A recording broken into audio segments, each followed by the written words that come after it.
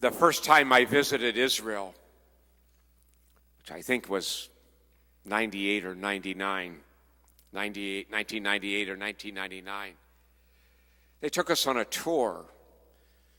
Of course, the whole time was a tour, actually, but we went to the northern shore of the Sea of Galilee, where Capernaum is and all of that. There's a little place there called Tagba. Tagba is the place where Jesus appears after the resurrection. Remember that one where he's on the shore, charcoal fire, he's got lunch ready for him. They're in the boat fishing, Peter jumps in the water, that one, that's Tagba.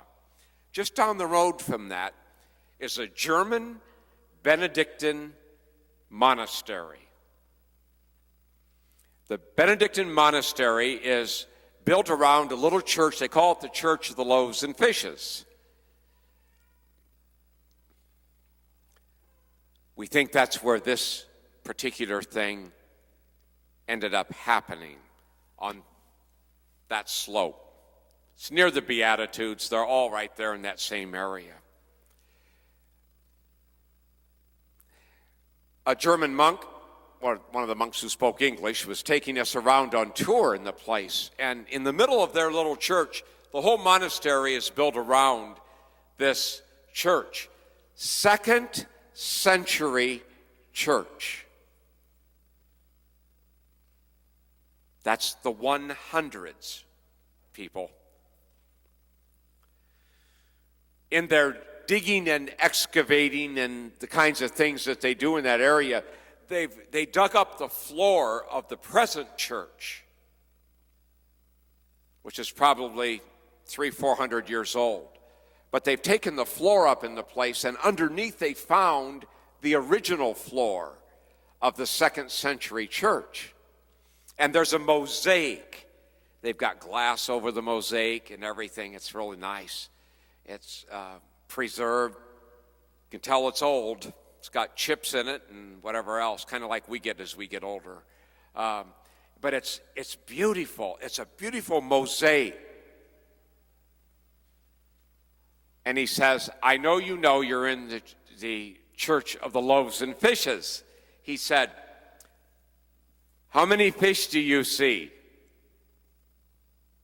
That's pretty easy. There were 2.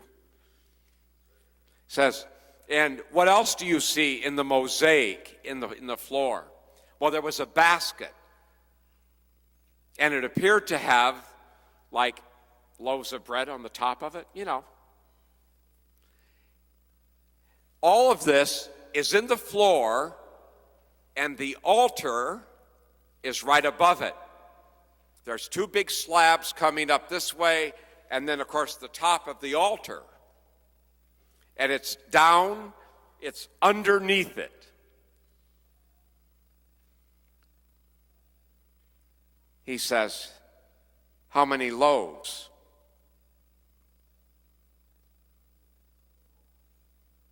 Nobody answered. Nobody answered. We all know the story. There's 5, right? The basket only had 4.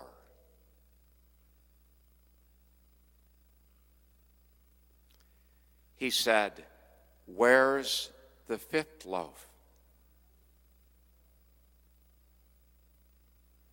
Someone in the crowd said, right here. He said, yes. The 5th loaf was the Eucharist. Those people who did that mosaic in the 2nd century got it.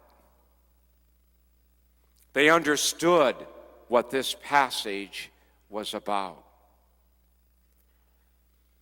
They got the meaning of it. There is food to take care of every hunger, every thirst I have in my life. And we get a lot of them through the years. The disappointments, the neediness, the unemployment, the struggles in relationship, the struggles with parenting, the struggles with plans, the struggles that we have. We shouldn't call them struggles. How about the troubles that we have? We have a lot of needs, a lot of hunger in our hearts. But we have that fifth loaf always available to us. It's always available. We call it the Word of God that nourishes us. We call it the body and blood of Christ that nourishes us, feeds us. It's food for the hungers inside that we cannot satisfy any other way. Listen to the story. There's only 5 loaves, but there's enough for everyone. They all eat, they're all satisfied, and there's 12 baskets left over. Get it. Understand it. See it, what he's saying to us. I know there's emptiness in your hearts. You're going to have this. This is part of your human life. I'm here. I'm the one that satisfies you. I'm the only one. My Father, the Son, the Spirit, we are the only one who will fill up what's empty inside of you.